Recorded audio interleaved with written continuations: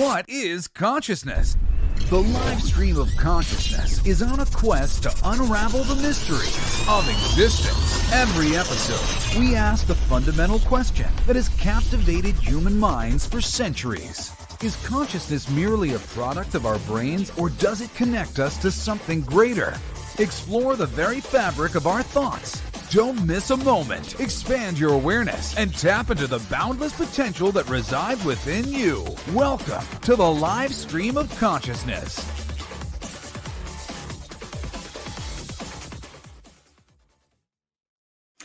Hello, and indeed, welcome to the live stream of consciousness. Good old Jesse Blaze, still here in spirit, providing us with that awesome VO for the intro. I love it. Welcome. It's Thursday again. It's July 6th. It's the live stream of consciousness. It's Michael's in, all of the regular stuff for the people who've been here before, and that's new information for you guys who are just coming across the show. I appreciate you being here. I really do. And I'm excited for tonight for many reasons. I get to reconnect with an old friend of mine who I worked with in the past, who I respect very, very much. Those conversations are always amazing and engaging. And I'm going to, I don't really know how to introduce him. He's so wonderful. And he's an actor, a writer, a director, so multi-talented in the whole movie side of things. And he's been doing it for a long time, and so I found this, and I wanted to just play this briefly and introduce you guys. This is actually the creation of Mr. Melk. I am not associated with Norway or Mr. Melk in any way. He's not sponsoring the show, but this is part of the deal. I want you guys to enjoy the creation of Mr. Melk. Vi I Tine skulle finne en passende talsperson for Tine-melk, startet vi med en gjennomsnittsnordmann. En sterk en da, selvfølgelig. Ja, det var kanskje litt I overkant. Ja. Sånn ja. Ja. Og så må han være intelligent. Ja, eller kjekk. Og macho. Ja, som en sånn viking. Utfarertrang og eventyrlyst. Men velstelt. Ja, ok. Men da må han ha sånn tøff Hollywood-stemme. Yes. Hello, everybody. Man må jo snakke norsk. Hallo, alle sammen. Hallo. Da trenger vi bare litt norsk natur. Ja, kjør på. Det smart å leve sunt. Tine Melk naturlig rik på kjempebra protein som bidrar til å styrke og fornye musklene. Smaker godt. Og så kaller vi han Mr. Melk. Ja. Og så lar vi han være født med ski på beina. Det perfekt.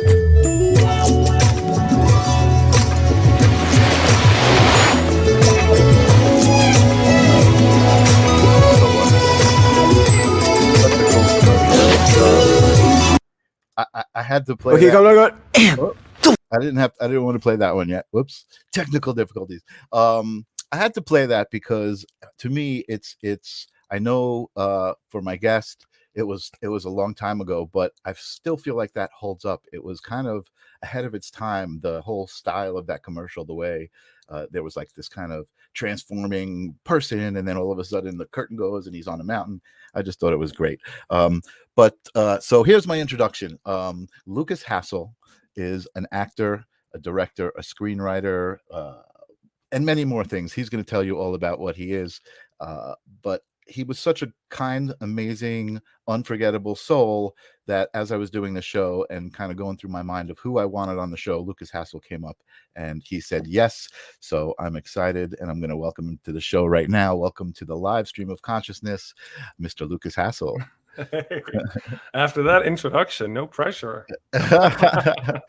You are an amazing person, and I don't think you're even you. going to need to try to live up to it, because that's just who you are, right? That's the wonder of just being who you are. All we can do is our best, right? Exactly.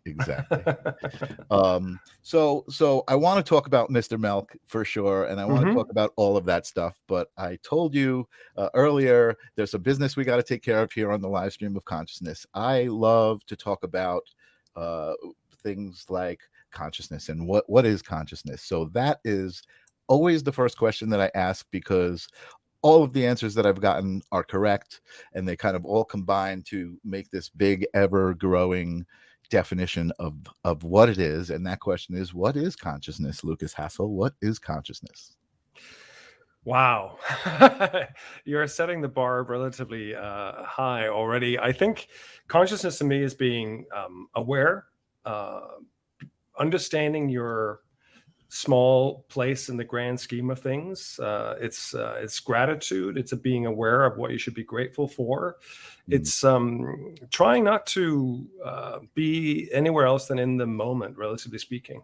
That's being conscious to me. It's being conscious about the people around you, about your own state of being, and then sort of the grand scheme of things, which to me doesn't necessarily mean any organized religion, but it means being aware of your speck in the big universe. Awesome. Perfect. I love it. Right. So also what's so great about that question is you hear that question, and I see most of my guests who haven't seen the show are like, holy shit, how am I going to answer that? But I think the answer comes to you because that's what the answer is, right? The answer is being in that moment, being aware of what's happening in that moment, and you're like, oh wait, I'm right here. I'm with this. And that's right. That was perfect. That was. I think in the speed of our world and existence today, it's very easy to fall into traps where you take people or things for granted. And I think the main thing one can be is responsible and take responsibility for your actions, and then just be the best you can be. I love it. I love it. That's perfect, and that's exactly the philosophy here at the Livestream of Consciousness all the time. So welcome, and I hope you enjoy. I hope you enjoy your stay. No, I'm sure I will. Yes. So there's only one more question that kind of sometimes leads into the rest of the show. Sometimes we gotta get there, but and we've never really discussed spirituality, you and I. I do know you're a part of an interesting Facebook group, and I think you actually started the Facebook. I did. Group now that I know what you're talking about. Now that I looked into it, and I'm not a big proponent of organized religion myself. I am a proponent of kind of the foundations of what it's based on, right? Because it's really based on love, and being here for each other, and it's just been corrupted. So let's not even talk about that. But your beliefs, I'm imagining, are kind of a little outside the standard, religious and all of that stuff. So my question that I like to ask is there a moment or a story that you can share of when you realized that living in a three-dimensional reality as a human being isn't everything that we're taught in school? Like there's more to it, or do you believe that there's more to it? No, that's a great question. I mean, I was brought up in Denmark, and it was a very common thing to be confirmed. For instance, Scandinavia is pretty progressive, so it's not like people take, say, religion very seriously. It's sort of a thing, and it's a cultural thing, it's traditions. And so you're confirmed, you're baptized, and you go to church at Christmas and at funerals and at weddings. But apart from that, nobody really thinks too much about it. And so I was sort of brought up in that vein of thinking, and it really took me going to acting school at Trinity College in Dublin, sort of breaking out on my own to figure out, well, my opinions don't have to be my parents' opinions and vice versa. So it's really sort of moving away to Ireland that made me realize that, I can have my own thoughts and I can have my own opinions. And I started, questioning many things around me. And I guess part of that process was figuring out that I was gay, which was a big thing. So I had that gift of not quite sort of fitting in many areas. So I had to question everything. And that involved religion and spirituality as well. And so I had to sort of forge my own path and how I felt about these things myself. And it was pretty obvious to me from early on that I didn't really buy into any of the bigger organized religions. But and I went through a phase where I called myself an atheist and so forth. And I sort of realized that I guess I'm very close to being an atheist, but I don't quite want to go there. I'm more like a very heavy agnostic, because it would also be arrogant for me to say that there is no God, right? Because I don't understand where we came from. I don't know where we're going. I don't need to know. And so all I know is I don't need to make something up for me to feel better about where I am in the world. I'm very okay with not knowing things. And so I think there's plenty of room for spirituality in all kinds of ways. And that can be, as we talked about earlier, it could be gratitude. It could be understanding there are things that we don't understand. And that to me encompasses spirituality, as opposed to coming up with man-made scriptures that says this is the way. And I clearly know that another human being made that up. And so, you know, I think it was a Mandalorian. Right, exactly. We have Santa Claus, we have the Tooth Fairy, we have those versions of what God is. And so if you're willing to open up the fact that God can mean love and God can mean many other things, then I'm on board. It's just the word God and religion has been so sort of bastardized over the decades and centuries that I no longer like to use even that terminology. So I think there wasn't really a particular instance that made me realize that sort of organized religion wasn't for me, but probably me coming out to myself was part of that opening of, wow, the rules are different for each person. Yeah. And so I can't just fall into the norm. And sometimes I feel very fortunate in that respect, that I think if you're sort of a white cis male, you're not forced to think outside of the box, because why would you? Everything around you fits perfectly in your world. And so you're not forced to go beyond yourself. And so, right. And I think that's not necessarily a good thing. No, I agree. That's why I say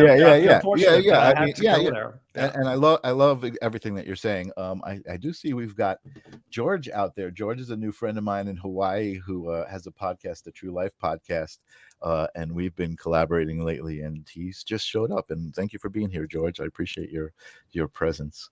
Hello, Hawaii. We've talked about it here at the Livestream of Consciousness. I really struggled with the word God for a long time. And I think it was the word and all of the, the personification and all of the heavy preconceived meanings that it had, right? Baggage, and I couldn't use the word myself for a very long time. I would always substitute it in my mind with the universe or whatever source. I use the word source a lot of times. But I would imagine that you and you've said you kind of, it doesn't even matter what you believe in, right? But I imagine you believe in a higher power, right? Like there's something out there that we don't understand, and it's okay that we don't understand it, right? Yeah, I mean, I guess when you put in words like higher power, it suggests to me that I'm lesser than, and I don't think of myself that way. It doesn't. I love that. So clearly I don't understand what came before the Big Bang. I don't understand infinity, right? So there are many things that me as Lukas Hassel, as a basic human, I don't understand it. Right. But that doesn't make me lesser. So if somebody created me, or if somebody made this happen, that's just what I am. So that's neither lesser nor higher. So I don't think it's a higher power. I don't think it's a lesser power. It's a power that I don't know what is, and I don't have to know what it is. And if I die and find out there's something else, great. And if I die and it's just lights out, there's nothing, well, then there you go. You really just gave me another little nugget to chew on. I love that. And I use the word higher power only because I guess to me it meant something that I don't understand. But I agree 1,000,000% with you. It's not a higher power. It's just something I don't understand. Right. And I certainly do believe that same thing. If something created me, that's what I am. I'm a part of that. That's a part of me. And so it isn't a higher power. It's just another power. Right? Correct. And the fact of the matter is, it doesn't matter to me. It doesn't matter to me what that power is. I don't feel a need to worship anything I don't understand. If something made me, they made me with these capabilities. And so all I can do as myself is be grateful, be kind to others. Perfect. And as I said earlier, be the best that I can be and try to constantly improve. That's the only responsibility I feel I have to this universe. Amazing. I love what you're saying so much, because oftentimes, because I do the show and because I do like to talk about these things, people think I'm so like digging for an answer and I'm looking for something, and I'm really not looking for anything. I'm actually, for me, this is almost my way of expressing gratitude, and the exact philosophy that you're expressing, that's kind of how I live my life. The same thing, like what can I bring to a situation? What can I contribute? Not what can I take? And Exactly. what am I going to get from this? Awesome. I love it. All right. So let's steer away from the spiritual conversation, because you are such a, well, I'm sure it's going to come through anyway. Sure. Because you're very spiritual, very grateful human. I see Jessica Kalushin out there. I see Carolyn out there who wants to speak of God.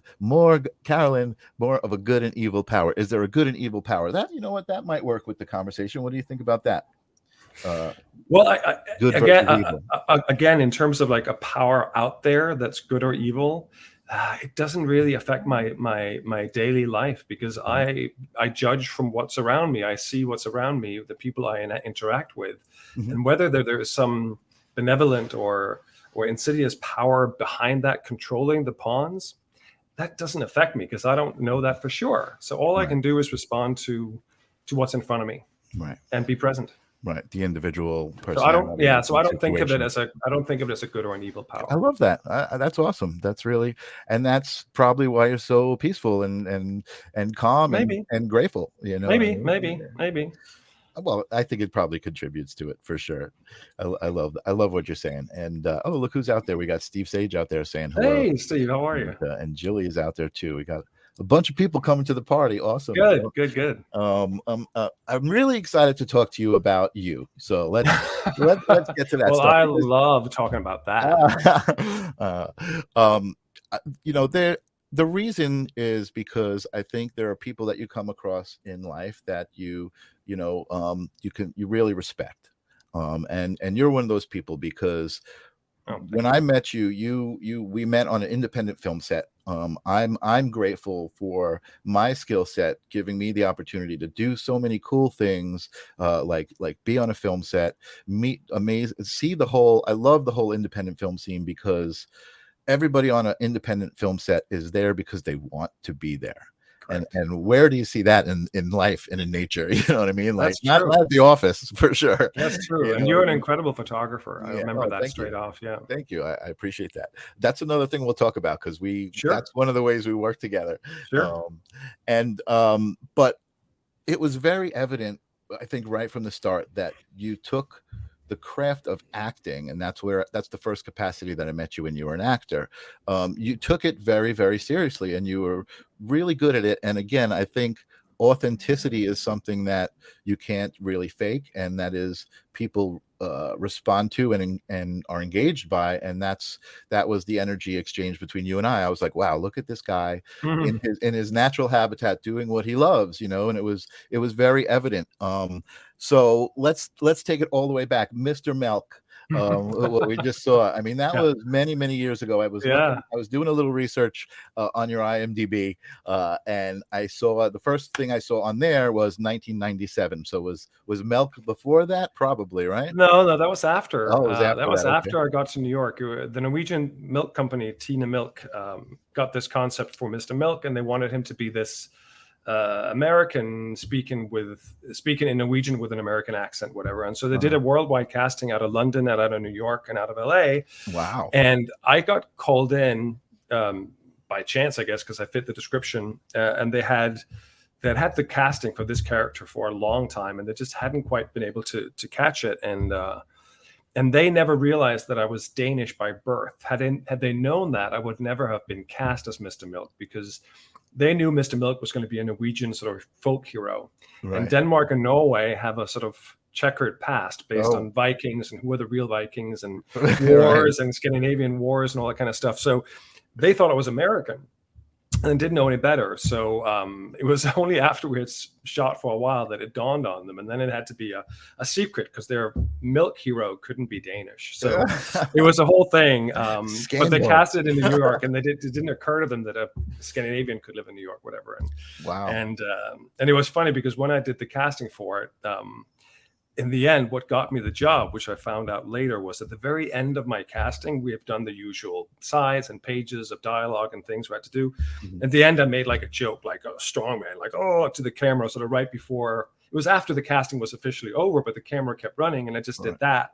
And the director said, that's the attitude we were looking for, somebody who didn't take things too seriously. And that's sort of, in many aspects, Mr. Milk turned out to be very close to me in the way I think. And Mr. Milk is like an all-embracing kind of guy. He doesn't judge anybody. Anything is sort of good with him, and he's optimistic and supportive. And they started a whole Facebook page after that, where they would have people sort of answer on Mr. Milk's behalf, and it was teenagers with acne would write in, and he would be like, "Oh, that's okay," and he was very sweet, and so I was really happy to be part of that campaign.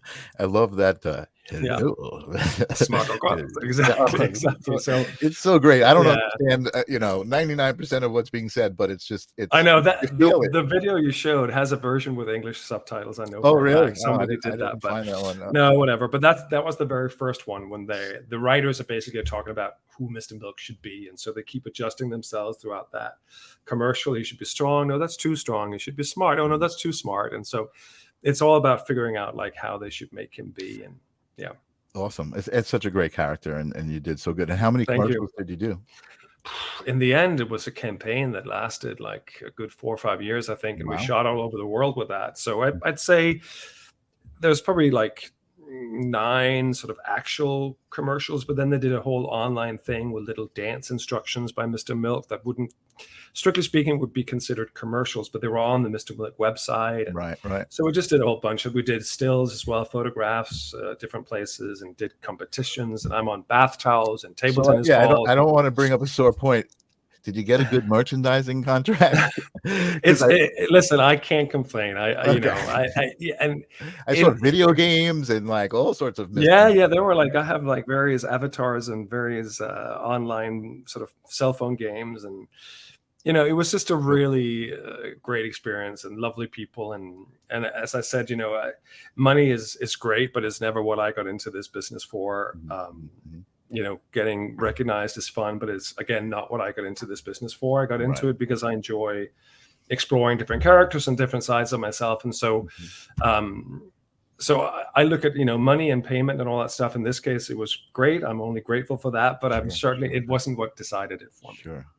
Yeah. And I definitely want to talk about that, because there's so many other facets to your involvement with filmmaking and video making and content creation and characters and writing and all of that stuff. I have one more question, and Steve Sage just said it too, a true artist. Absolutely. Oh, thank you, Steve. Yeah, absolutely. One more thing I want to just ask about Mr. Milk and then move on. And I do want to share that one I started quick because it's just so great. And that is how early in your career was that, or had you been doing it for a while, or did you stumble on that pretty early? The Mr. Milk campaign? That was, I think it came about in like 2009, I'd say. So relatively late, actually. So it was, so it was way later. I mean, I don't even go out for commercials anymore. And it was probably one of the last commercial auditions I went for. Not because I feel I'm better than it. It's just not, it's not really what I'm sort of into. Right. And so, I think it was like 2009, and then it went through 2014 or something. It was a good long campaign, and they still keep in touch. And, I get recognized by Norwegians all over the world still to this day. Like, I mean, Norwegians are like, cool. Oh my God, is that Mr. Milk with a beard? That's so cool. And so they're always sort of toying with the idea of bringing him back at some point. But of course, now I won't have the 6-pack, which I barely had then, trust me, but I definitely don't have it now. But now you look more like that most interesting man in the world.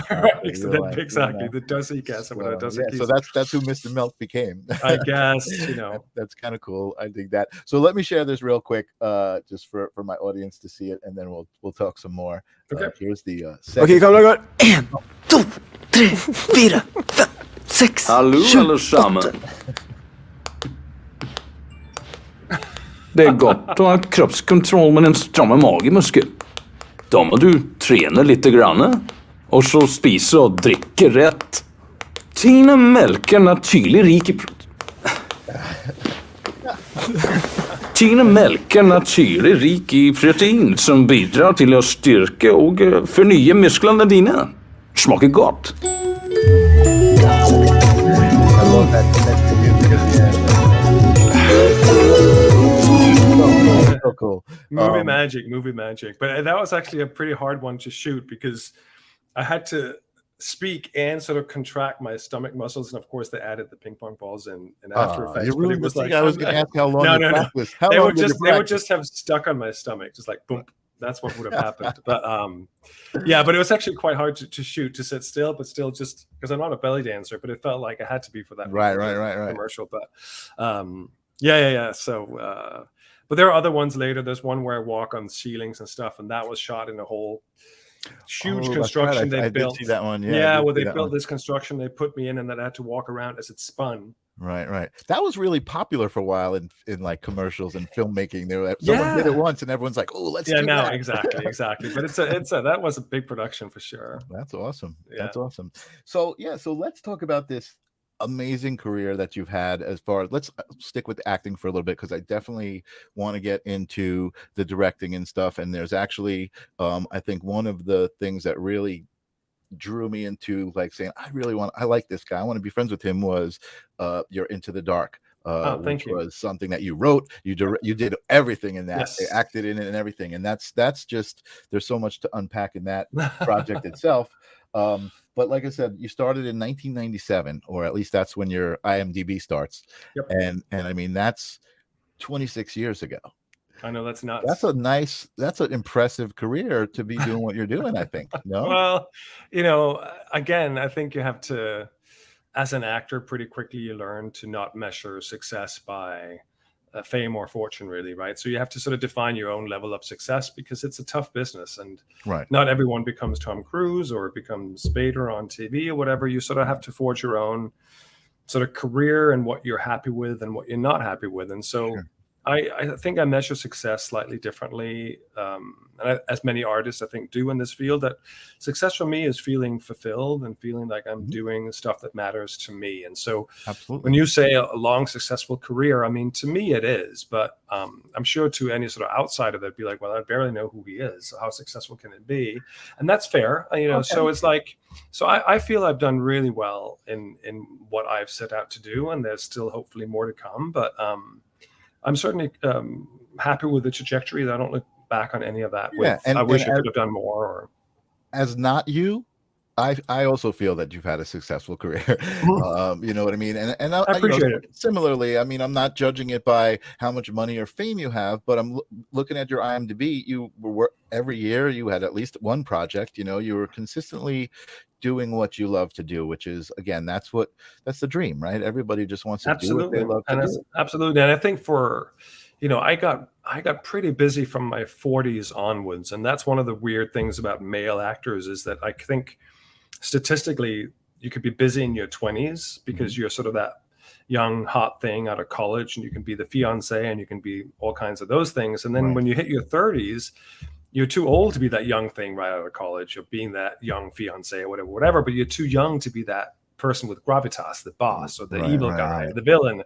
And so suddenly when I hit 40s, I got sort of my career back, and that's been sort of it's been going up since my early 40s. I feel like I'm getting busier and busier, and so I'm just really grateful for all the adventures that come that way. But a lot of it is what you put out there as well. And you mentioned Into the Dark, and I'm happy to talk about that whenever you want, later or whatever. But I can put a lot of red threads back to that film. Just getting that made and getting that out there and it being so successful brought me work that I might not have gotten otherwise. And that was really self-propelled. So if there's a lesson to take away from this, other than what is consciousness, it's that you can make your own fate in many ways, just by doing what you love and just being yourself.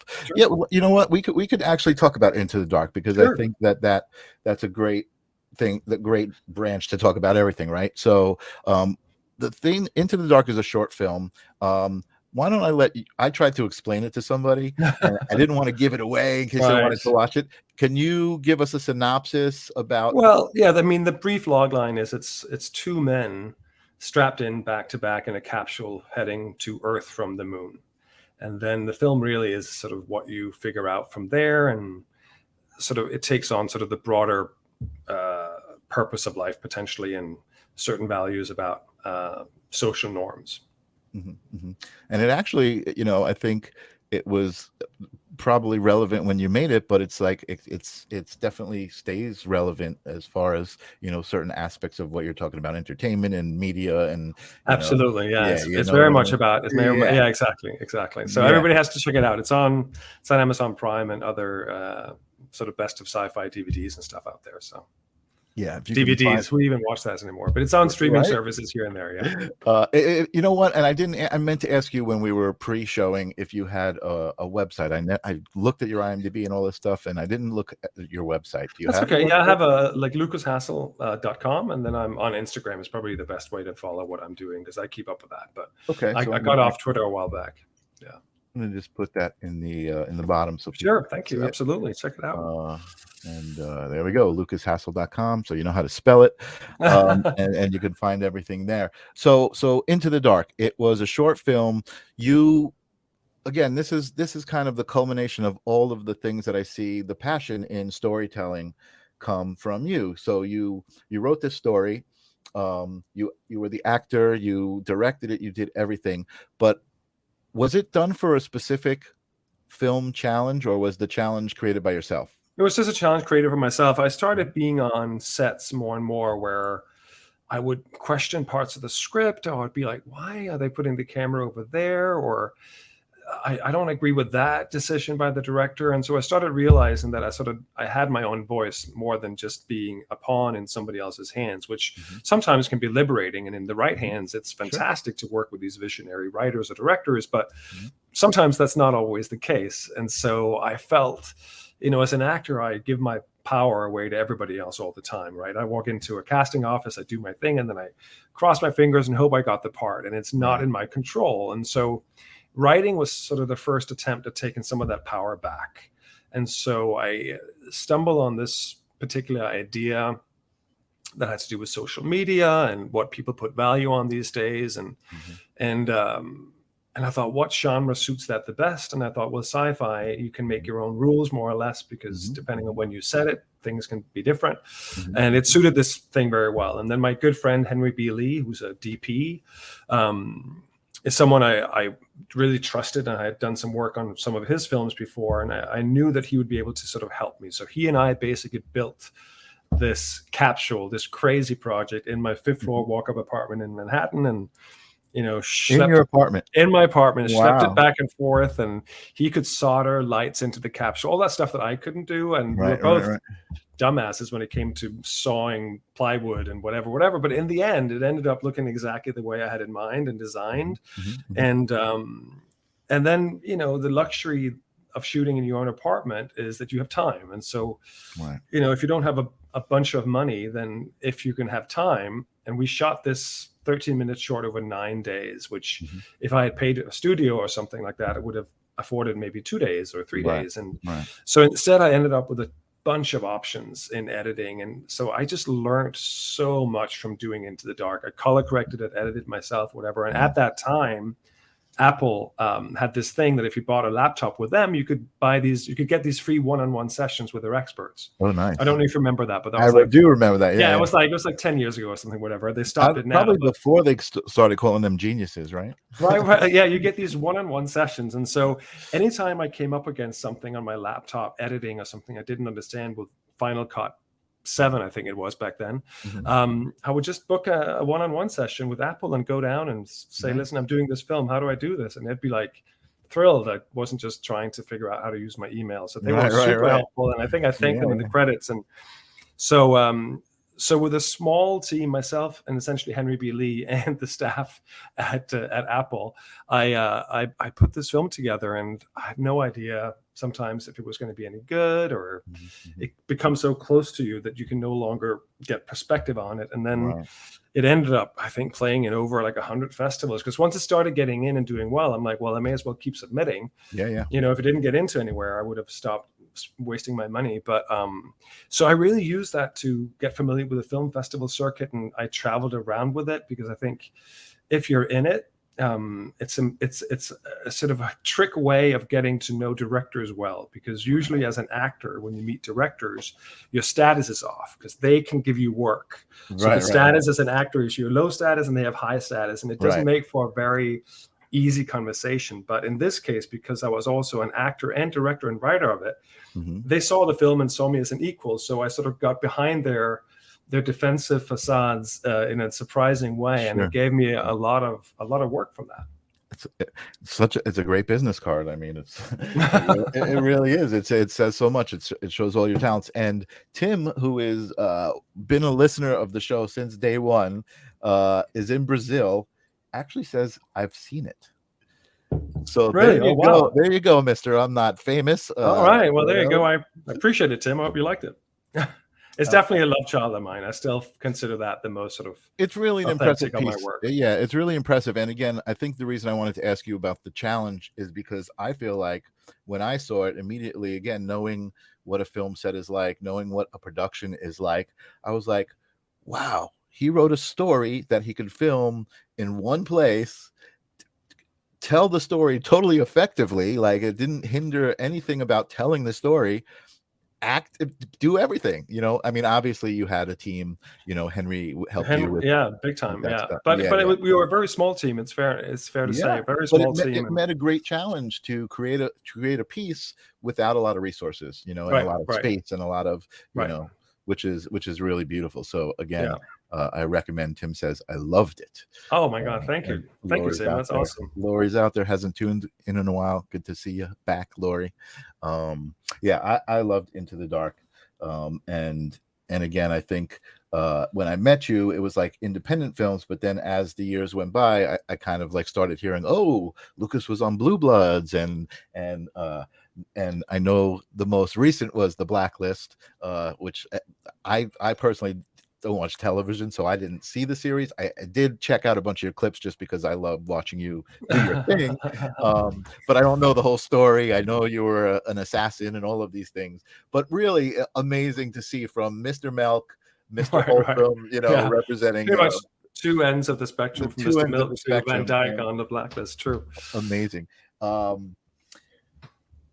Fill me in. Tell me what you want to tell me about your career. Like, I mean, I guess I have a ton of questions for you, but I feel like I want you to be able to hit the things that you want to talk about. No, I think you should just hit me with whatever questions. But it is interesting. I will say this, sort of, in the spirit of you and I meeting on independent film, and then me now doing more network TV and so forth. I mean, there's a massive difference, and I think.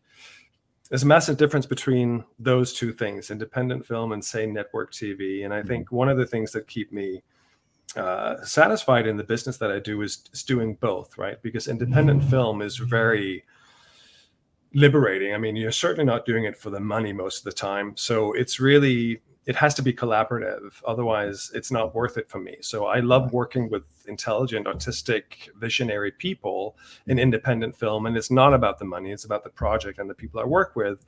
Yeah. Where on TV, it's not necessarily as collaborative, because you're you have to hit your marks, and there's a time pressure, and there is a money pressure, and it's moving, it's go, go, go. So it's not necessarily as artistically satisfying as independent film, but of course it's super professional. It's well paid. It's great exposure. So I don't knock either, but I'm grateful for both. Of course. Awesome. That's and amazing at both as well.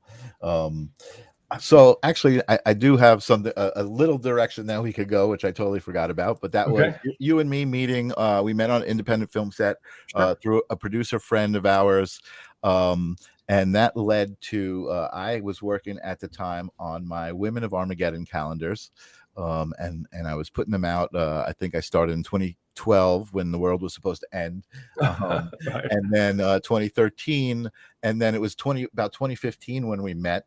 And the previous year and 2013, I started to hear people saying, "Hey, where's the Men of Armageddon calendar?" So I decided to do a Men of Armageddon calendar, and the producer that we were working with said, "I have a perfect person to do that for you." Equal opportunity, right? And you ended up making the cover of the calendar, and here it is. Oh my God! The Men of Armageddon, 2015, post-apocalyptic calendar, and it was so much fun working with you. I mean, it was a lot of fun to shoot. We had a good time. I think it was like right under the bridge. It was like we found this abandoned little park building, and we went inside, and it was a lot of fun. It definitely was. You put out some great work there. Oh, thank you. I appreciate that. And then I think I found a couple of alternate images from that same session that were never released. So there's some exclusive stuff. I've never seen that. Yeah, that's hilarious. Yeah, look at that. Look Belt, at that gun attitude. belt. That's, Yeah, exactly. That's hilarious. Totally. And then the last one here is I think that was a contender for the cover, but it was, I don't know. That's hilarious. I don't know why I chose the one I did at the time, but wow. This was so much. This was so much fun. It's a rough guy who takes good care of his beard. Apparently, exactly. It's Farrah Fawcett wings. That was really the kind of the satire idea of the women of Armageddon. Was like, oh, what happens when the world ends? Do we still get the Sports Illustrated calendars? And it was a mashup of Mad Max meets Victoria's Secret kind of thing. You know. Yeah, that's a lot of fun. That's great to see that again. And that was awesome. So definitely. So I have the opportunity to bring that back to life. I also can say right now that I have some of these still in my closet. So if you're interested, reach out to me, and I can. Steve is going to buy 4. No, I'm kidding. Hook you up. Steve is going to buy 4. That's great. I love that. Yeah, no, it's all good. Yeah. So you write, you direct, you act. What's your favorite of the 3? Whew, it's a tough call. I mean, acting is obviously sort of number one identity that I've had with me for so long, but I will say I get less and less satisfaction from it necessarily. I think earlier I was grateful just to work, and the more I've done, the more I realize that I'm not always just grateful to work. I would love to work on things that are great, you know. And so I think taking charge back in writing and figuring out how I think I'm a really good writer, maybe better than I am as an actor. And I think writing is something that I've been able to sort of perfect. Right. And although I'm sort of an extrovert in many ways, being in this business, there's also a big part of me that enjoys sitting in my little corner in Starbucks with my earphones on and creating my own little worlds and seeing those come to life. And I can really, I think, express my point of view about the world in clever ways in my writing. But then, of course, the realization is sort of true control, true power over your artistry is you have to direct what you write. Because if you hand your scripts away to others, they can do whatever they want with it. And that's not power necessarily. That's just something else. So I think they all sort of go hand in hand. Sort of, I think I enjoy writing a lot, and I want to direct what I write. And then because I know what I can do as an actor, sometimes it's just easier to put myself in some of those roles because it's one less person to worry about. And you know what you're looking for, yeah. And I know what I'm looking for, and I know the characters really well because I wrote them and so forth. So to some people I hear, vanity projects and actors that put themselves in their own projects, vanity things. And I'm like, it's really because I know what I can do and I trust myself. And I think it's, as I said, one less person to worry about. So I've enjoyed putting myself in projects. That said, the most recent short film I just finished, actually today finished a picture lock on, is a film called Dummy, based on a script that I did not write. And that's the first project I've undertaken as a director on something that I did not write. So that's been super interesting and a very different experience. And then the other thing that happened is I got my first feature script made. We filmed that down in Austin, Texas this spring.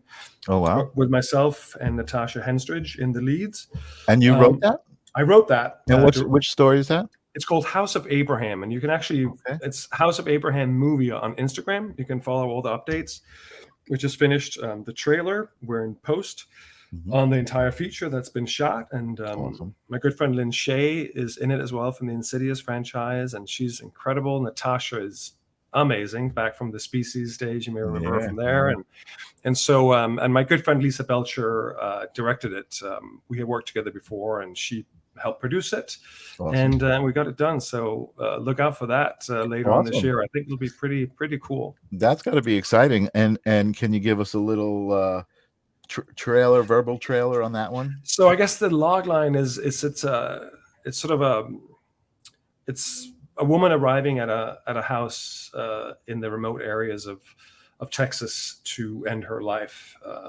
And when she gets to this particular venue, she realizes that there's something else that she needs to do, and so she has this secret agenda that changes this particular weekend. It takes it in a different direction. Okay. So it's a psychological thriller / horror, I would say. Awesome. It's dark. Awesome. It's definitely dark. Awesome. Very exciting. That's super exciting. I know you wrote a lot of stuff. I want to jump around. Sure. Talk about a couple things. So you had mentioned to me earlier, and I think this is what you said gave you the opportunity to direct The Dummy. Excuse me. Is your film The Son, the Father? Mm-hmm. Tell us about that. What brought that about, and tell us the whole story of. Well, so after Into the Dark, which did, as I said, really, really well, and I met so many people out in the festival circuit, made me like a little mini expert in festivals and how they're run and which ones work and which ones do work less great. I was just sort of thinking about what should my next step be, and I still felt like I had a lot to learn from short films. I think short films are amazing in the way that it's your one chance to not compromise with your vision, because it's not about making money. There's very little money to be made, actually a little more now than before, but you're still not going to make your money back pretty much on short films. But it is your chance not to compromise. There are no producers telling you who to cast or what to do, because it's not money driven. And so I knew I needed to learn more as a director. And so I was always looking for that sort of next project. And then almost by chance, like I wrote this other script based on this notion of the road to hell is paved with good intentions. And I love that idea of people doing something meaning well, but it actually has dire consequences because they didn't think through what that initial action could be. And so I wrote The Son, the Father based on that, and sent it into Hollyshorts Film Festival, which is one of the bigger short film festivals here in the US, into their screenwriting track competition, and just forgot it really. I saw a post on some film community on Facebook from somebody saying, too bad I didn't win, but good luck to Lukas Hassel. And I was like, wait, what was that about? And I went in and I realized I had won the Hollyshorts Film Festival for Best Screenplay back in 2019, I think. And I didn't even realize. I had to go in and check, like, what do I win? A check for $100 or a subscription to Inktip or whatever nonsense is out there.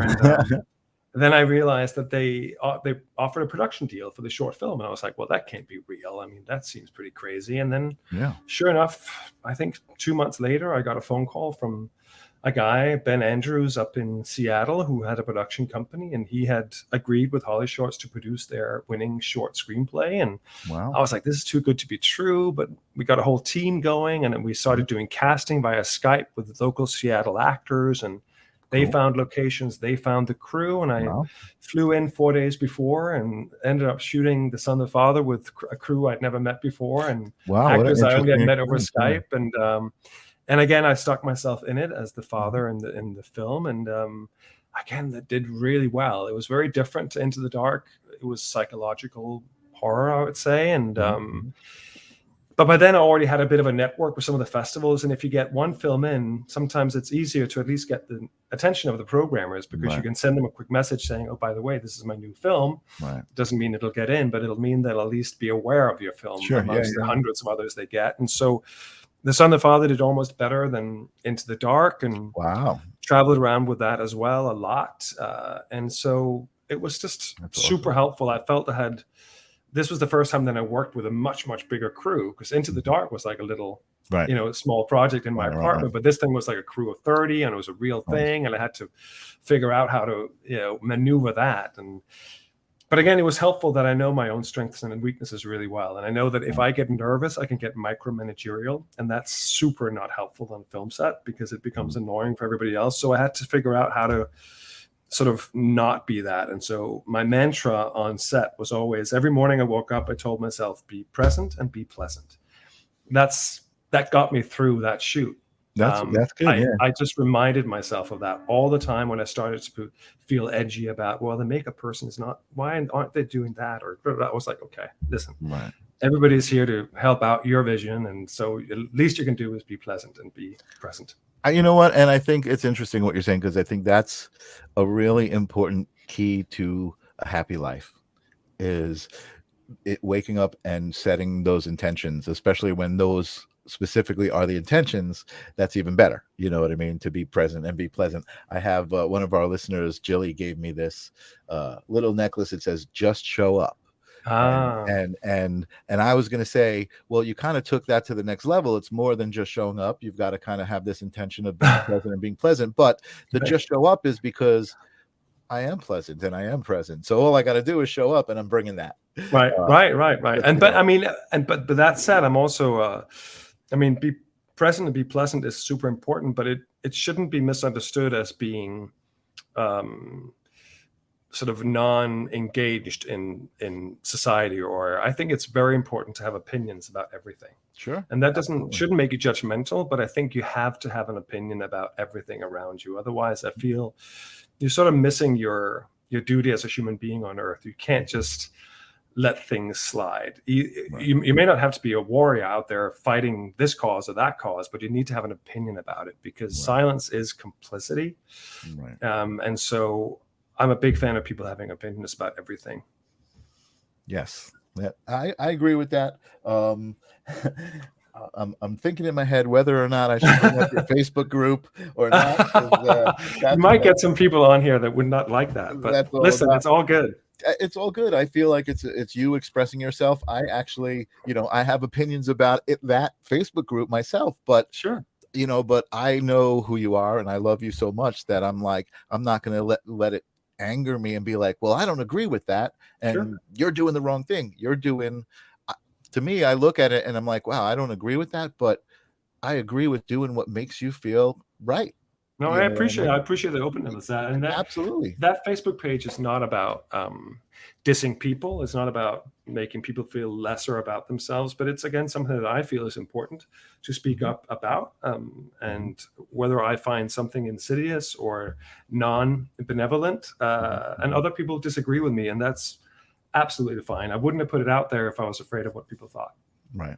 Absolutely. No. And that's also respectable. And there's an integrity to that. And in kind of a similar story about being able to disagree, but still love each other is I had Flat Earth Dave on my show. Oh, wow. And I was interested in having Flat Earth Dave on my show. My audience knows this. They're probably bored of me telling the story, but I'm telling you because you haven't heard this, because I saw that he was facing a lot of, people calling him a moron and whatever. And then there's people who agree with him. So there's this contingency on each side. But I was just like, I want to find my common ground with him. And I knew off the bat what that was, and I had him on the show, and the common ground for me was we're not necessarily being told the whole truth, right? And regardless, I'm not saying that the earth is flat. I don't necessarily subscribe to that. However, I do subscribe to the idea that it could be, and maybe we're not being told the whole truth, and I'm not even going to get into flat earth. Let's not even get into it. But again, the idea of the common ground, right? Like, let's celebrate the common ground, and we can also celebrate the differences. I can be like, cool, you want to go off and have a flat earth app and do your thing? More power to you. Is it possible that it could get dangerous? Maybe. I think we're living in a very, very interesting time. You said something that's very important to me way early on, and that was being accountable for what you do, what your thoughts are, how you treat other people, all of that stuff. And I think that's getting lost. The cool thing about that, or the upside to that, is that as much as it's getting lost, is that it's getting found. And what I mean by that is, I hang out in different communities, and there's a spiritual community of people who are awakening. And I hate the buzzwords and the terminology, spiritual journey, all of these things. It's just life. To me, it's just life. It's just learning, as you go along, what feels right, what doesn't feel right.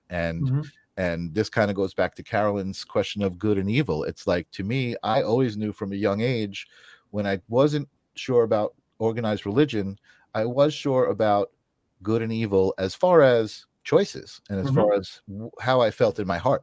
Absolutely. And what I aligned to. I can remember, when email first came around, and then email scams came around, I was just like, how can people do this? I was I so know. upset. Like it's I know. so evil. And I was Right. like, and that was a way for me to define good and evil. Like, you know, Right. that's people aligning. No, but I think you're onto the right thing about trying to find common ground. But there is, as I said before about having an opinion, I think it's also important to know what you're okay with and what you're not okay with. So, had your flat earther friend also said that you are a terrible person if you don't believe in it, or that you should go to jail if you don't believe in flat earth, then it's not just a benevolent thing where you can go, oh, that's kind of cute and funny, it's kind of dumb, but to me it's kind of dumb because I believe in science. So in that case I would have looked at him and gone like, well, good for you, but clearly you're wrong. And so I have opinions about it, right? And so it's not just common ground at any cost. I think it is important to have opinions about things, and it's important for you to have a line in the sand about what you're okay with and what you're not okay with.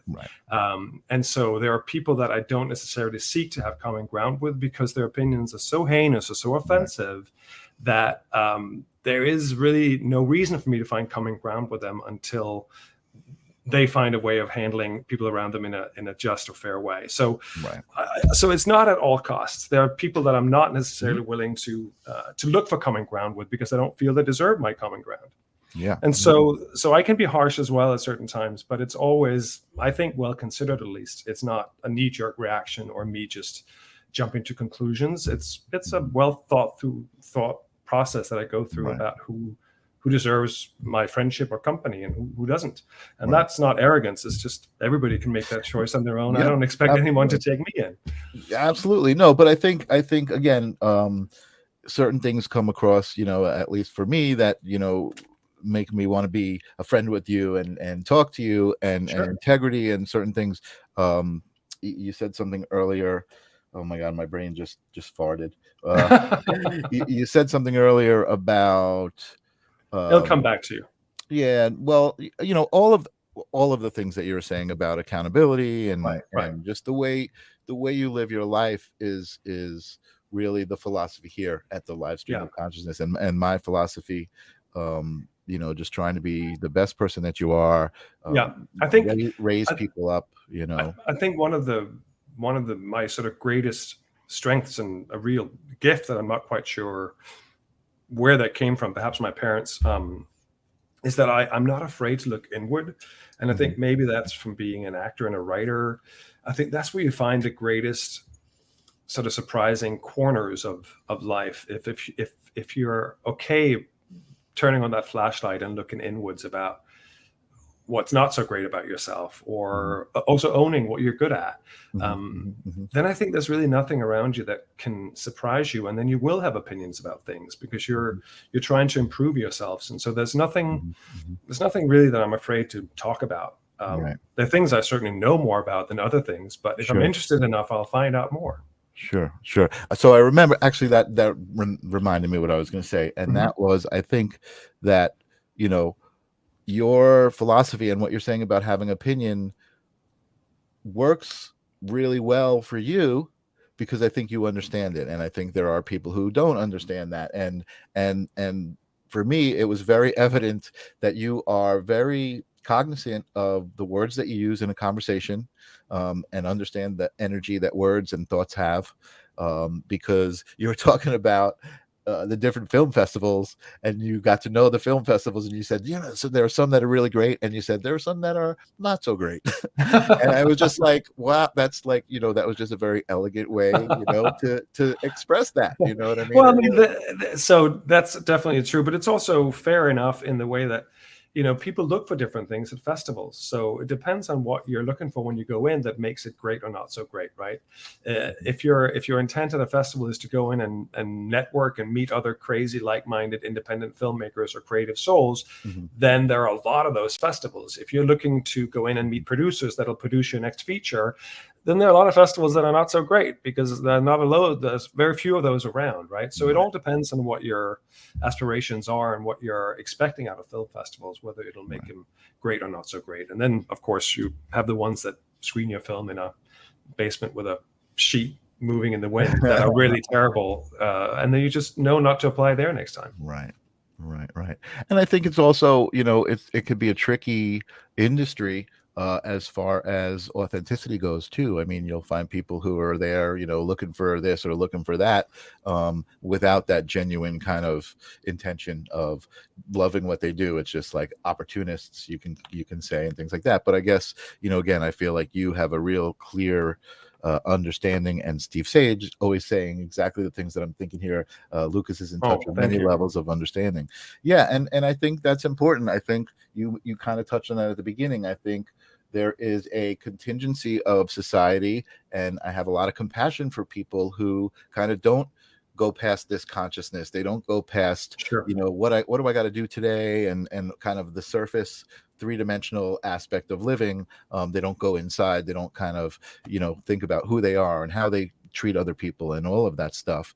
And I think I find the people who do that, I find them to be more authentic and connect more with them. But as I said earlier, I mean, it could come down to good or bad luck about your own circumstances. As I said, a lot of that probably came about from being a questioning young gay man, knowing I didn't quite fit in, right? So I think if you're not forced into those things, who knows if I've been straight, maybe it would have been unbearable and just full of myself and doing my own thing, and having a certain good look, and I could be a total jerk, right? That's very possible. It didn't turn out that way because I had to figure out how do other people live, and yeah, that's well said. That makes a lot of sense. I think your challenges definitely made you the better person, right? And so I think people with artistic instincts or people that are curious about it will ask those questions, but and it comes down to other things like career and stuff. In many ways, people think of, I know actors who think of their career as a curse almost. They sort of hate the fact that I'm compelled to do this, but I don't get any work, I don't make money, whatever. Right. But the gift really is that you from an early age knew what you wanted to do. Think about how many people don't have that passion. They take a job because it's a way of making money and it's a way of paying for their house, but they don't find that passion. And so it's both a good and a bad thing in that sense, right? You don't have that passion, but you're also not super frustrated because you don't know what you're missing either, right? So, so I think people that are curious, they're going to find their way in asking questions about what's happening around them and come up with well-considered opinions. Right. Steve Sage, again, out there, 100%. What and who we live through makes us who we are. I agree. Absolutely, absolutely. And I talk about this very often too. It's like, it's so important because that's the reason you're here. You know what I mean? Anybody who's here, the reason that they're here is to be them. They're here to kind of live out their ray of light, the way they're supposed to, and just do it. And I think what I was saying earlier was kind of alluding to, I think society kind of throws these layers on us as we're growing up. You need to be good looking, you need to have lots of money, you need this, you need that, and all of these things that are outside of ourselves. And really all we need to do is look inside of ourselves and who we are and how, like I said, I keep bringing it back to how we treat other people. I feel like that's an important thing. I feel like the other aspect besides self-love, I talk about all the time, you can't really move forward until you love yourself, right? You can, and there are plenty of people who are out there moving. Maybe they're not moving forward, they're just moving around.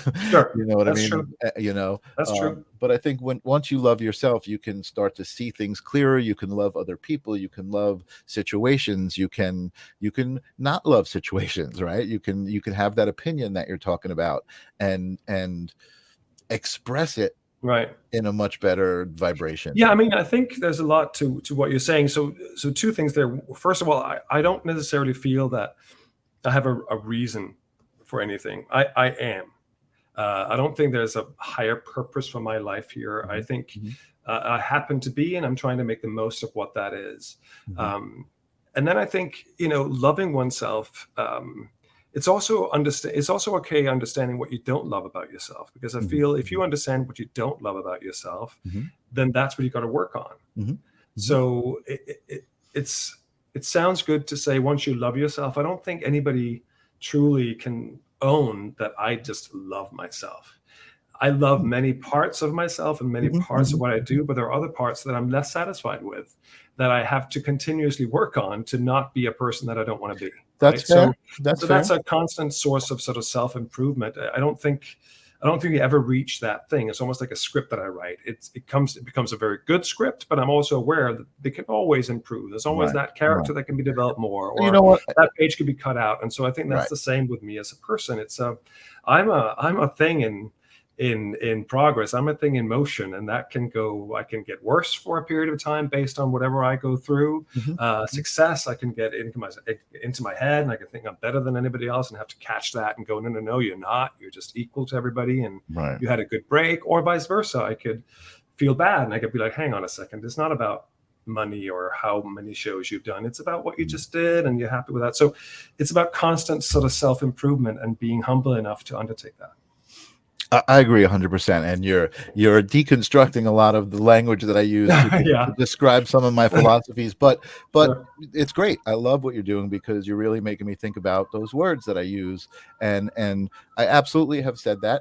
I think self-love is very important, but I do think, like you said, the human experience is not like you're not finished ever, right? I mean, the whole way through, you're still evolving and changing. You're finished with the human experience when you're done, and whatever's next, is next. Correct. And we go through things where even though you check it in one day, you could relapse on another day, and so you have to recheck it, later on. So it's a constant ebb and flow about one's own strengths and weaknesses, and they can change. Yes, absolutely. Steve says it's more being comfortable in our own skin, and yes, I agree. That's 100%. Super important. Steve is very sage. Yes, he is. See what I did there? Yeah, exactly. Tim says, I wouldn't be where I am now without knowing what I didn't love about myself. I had to fix them all, and now I have everything I never knew I wanted. And I love that. Tim's got such a great story. He went through such adverse medical problems. He was married to a woman who was diagnosed with, I think, 25 or 27 personalities. Who such an interesting story. Actually, like, one of these personalities was a diabetic, and that crazy physiological story that go to the doctor and like, oh my God, you've got diabetic levels of your body chemistry 1 minute, and the next minute you don't. Like that's really nuts. That's fascinating.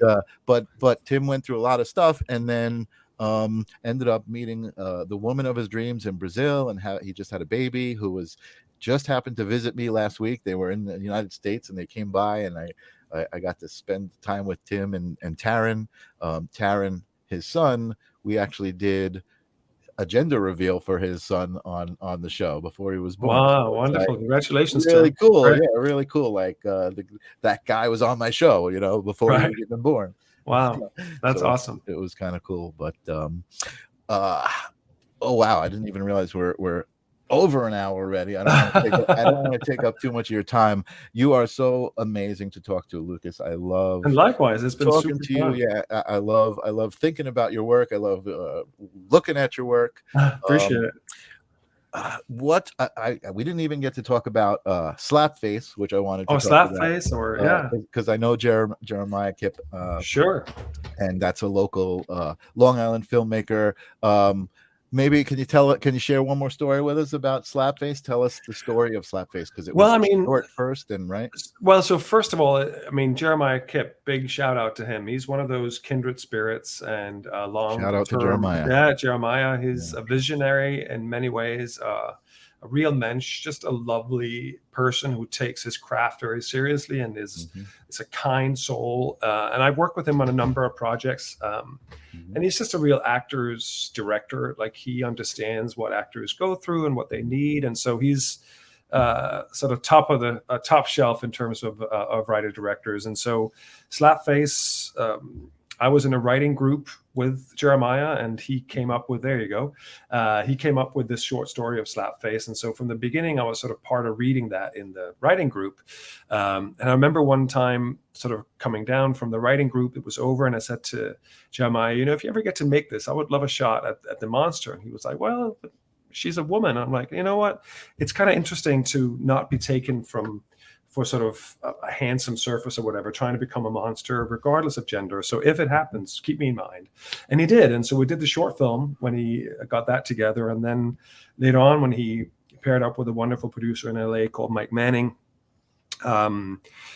They got the money to do the feature, and Jeremiah asked if I was interested in coming aboard as the monster yet again, and it was just an incredible experience seeing sort of Jeremiah get an opportunity to create a feature based on his own script, right? He's often a director for hire, and he does amazing work on other people's scripts, but this was his own baby.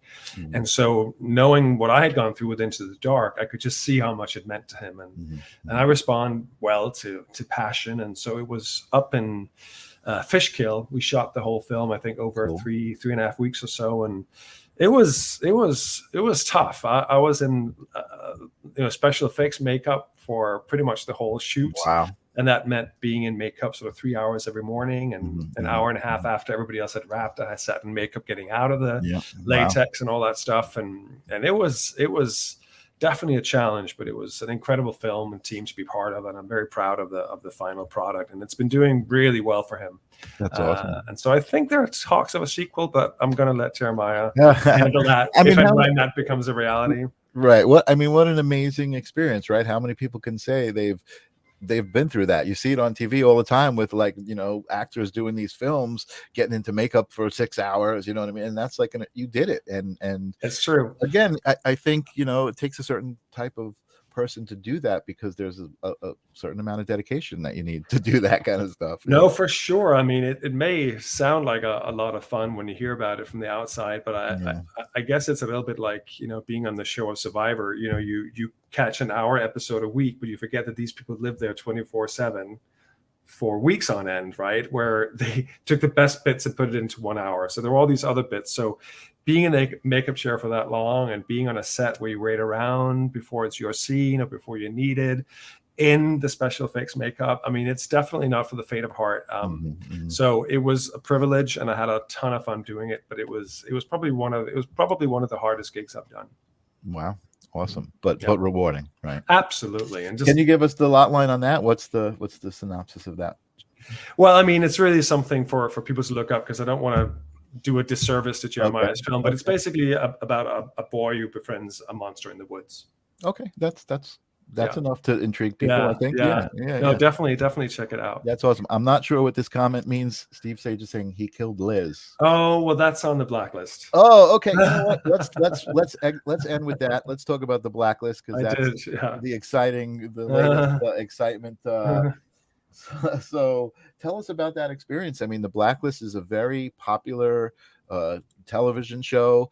You had 13 episodes, right? You did of that show. That's I would say that's a recurring character. No. Yeah. That counts. Even 2 episodes, I think. Tell us a little bit about that experience, real quick. So, an amazing experience. I've done a lot of other TV shows here and there for like 1 episode, and then I'd actually been on the Blacklist before and got killed by a spader in season 4, I believe. And so when they got me this casting for season 8, I was like, wait a second, should I tell them that I was already on and was already killed, or should I just go ahead and do the casting and hope they never remember that or whatever? And I felt bad about that. So I did the casting, and within a few hours, it's the fastest time I think I've ever heard, they came back with an offer for the part. And in the PS it said, and we know you were on in season 4. So I was like, okay, phew, at least it's out in the open. Right. And so I think that they had me in mind. They were like, if that guy looks the same, he's sort of what we're looking for this particular character, because it happened so quickly.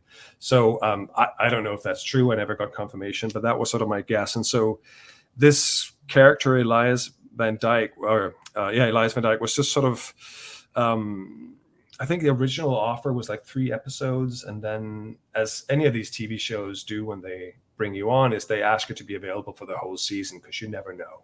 Right. And so most of the time it's just a procedure they do, and you don't expect that to happen. But then I shot 3 episodes, and then they asked me to come in for the next episode, and then the next episode. And then I was like, wait a second, this is more than that. What's happening here? And then they started giving me more to do. And nice. And I think in hindsight, I just had some fortunate things happen to me on set that made me stand out a little bit, that made the writers notice me more, because there were really sort of 5 of us that initially had sort of the same size role on the show. It was like a small supporting character, but a recurring character. And then gradually we lost some of those, and my character just got promoted a little bit. And then at some point, the writers must have decided that, okay, VanDyke is the one who's going to take out this particular female lead, who I believe wanted off the show. And so they were figuring out a way of getting her off the show in a good way and sending her off the right way.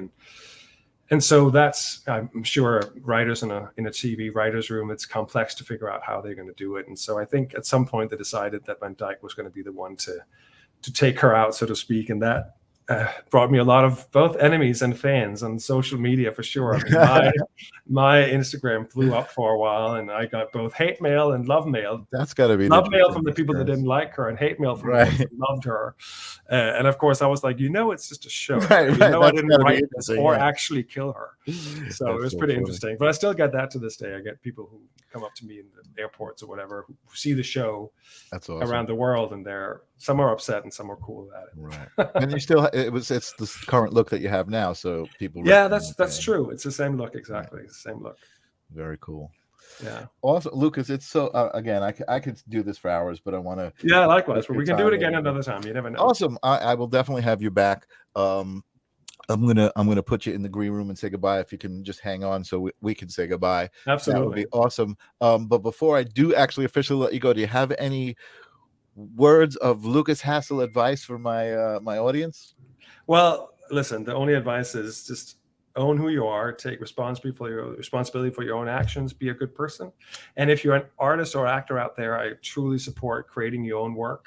Don't wait for others. Take charge of your own destiny. Great advice. As sort of corny as that may seem. And in general, have a look out for House of Abraham, the feature, House of Abraham movie on Instagram. Check out updates on that. But that should be out later on this year. I'm very excited about it. So awesome. Thanks for having me on. Appreciate it. Yeah, man. Thanks for being here. We'll have you back. Let me sign off, and I'll talk to you in just a minute. Sounds good. Soon. All right. Bye, guys. Awesome. Wow. All right, guys. Here we go. Ready? I had to breathe in before I breathed out on that one, because that was, I just couldn't stop talking, and I love him. And I also had to turn off the AC, and I am drenched right now. So I'm going to sign off. Next week, I have Raphael on my show, who is in Vienna. So it's kind of been an international theme happening. I mean, Lukas is from Denmark, and Raphael will be in Norway, so he's like, I think, a bunch of hours ahead. But he is an amazing critical thinker, mystic, all sorts of cool things. You'll meet him next week. Lily, thanks for being here, always cheering me on. I love that you do that. So I will see you guys next week, and until then, stay cool and stay free. Talk to you later. What is consciousness? The live stream of consciousness is on a quest to unravel the mystery of existence. Every episode, we ask the fundamental question that has captivated human minds for centuries. Is consciousness merely a product of our brains, or does it connect us to something greater? Explore the very fabric of our thoughts. Don't miss a moment.